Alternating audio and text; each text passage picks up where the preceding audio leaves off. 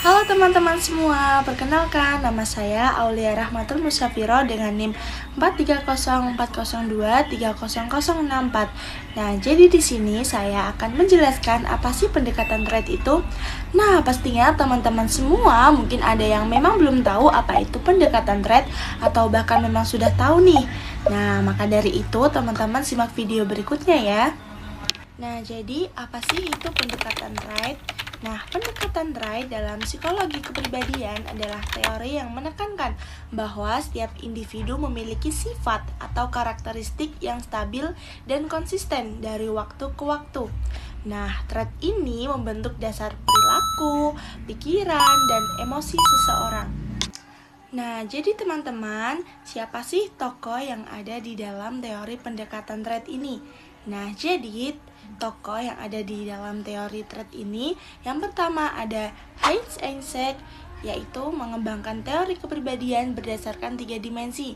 Yang pertama, ekstraversi atau introversi, yaitu sosial versus pendiam. Yang kedua, neuroticisme atau stabilitas emosional, yaitu mudah cemas versus tenang. Yang ketiga, psikotisisme atau antisosial dan non-konvensial.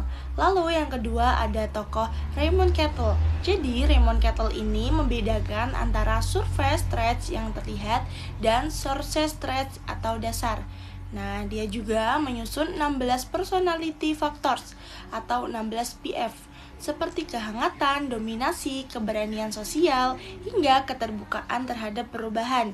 Nah, lalu yang terakhir, dia juga mengembangkan konsep ERGS atau dorongan naluriah, sentiments, dan attitude sebagai dinamika dalam kepribadian. Lalu tokoh yang terakhir ada MC dan Costa merumuskan Big Five Personality Traits. Yang pertama, neuroticism, yaitu kecemasan tinggi. Yang kedua, extraversion, yaitu keterbukaan sosial. Yang ketiga, openness, yaitu imajinatif dan ingin tahu. Yang keempat, ada agreeableness, yaitu ramah dan suka bekerja sama. Dan yang terakhir, conscientiousness, yaitu tertib, disiplin, dan tekun. Nah, teman-teman semua, jadi setelah kita mengenal tokoh-tokoh dalam pendekatan thread tadi, yang selanjutnya saya akan menjelaskan apa sih kelebihan pendekatan thread ini. Nah, jadi kelebihannya yaitu berguna dalam seleksi karyawan, konseling, dan prediksi perilaku. Dapat diukur secara kuantitatif dengan alat seperti 16 PF tadi dan NEOP. Nah, lalu yang selanjutnya, setelah saya menjelaskan apa sih kelebihan dari pendekatan thread tadi, selanjutnya saya akan menjelaskan juga kritik terhadap pendekatan thread tersebut. Nah, jadi kritik terhadap pendekatan thread itu, yang pertama itu kurang mempertimbangkan pengaruh situasi dan lingkungan.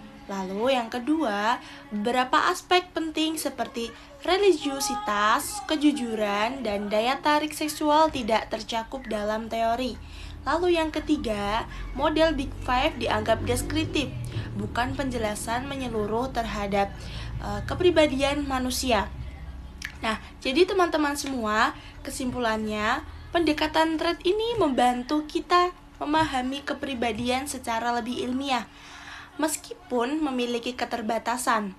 Nah, pendekatan ini tetap menjadi fondasi penting dalam dunia psikologi modern. Nah, baik teman-teman semua, itu tadi saya sudah menjelaskan apa sih pendekatan thread.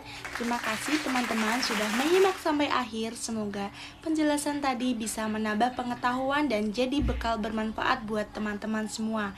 Jangan lupa belajar karena pengetahuan gak ada habisnya. Sampai jumpa di konten edukasi berikutnya. Bye!